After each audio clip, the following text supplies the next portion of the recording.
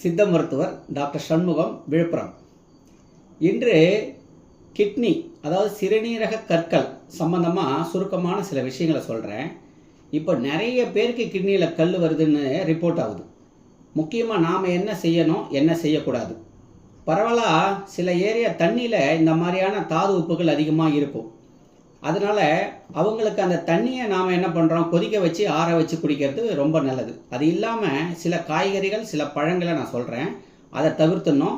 அதே மாதிரி சில காய்கறிகள், பழங்களை சாப்பிடணும், அதுவும் சொல்கிறேன். தவிர்க்க வேண்டிய காய்கறிகள் முக்கியமாக கல் அதை நாம் கால்சியம், பொட்டாசியம், ஆக்சலேட்டுன்னு ஒரு 7 வகையான கற்களை பிரிக்கிறோம். இதில் அதிகமாக நமக்கு இருக்கிறது பீட்ரூட்டு தவிர்க்கணும். காலிஃப்ளவர், தக்காளியோட விதை, இதை எப்படி விதை நீக்கிறதுனா, விதை இல்லாத தக்காளியை பயன்படுத்தலாம். அப்படி இல்லைன்னா தக்காளியினுடைய விதையை தண்ணியில்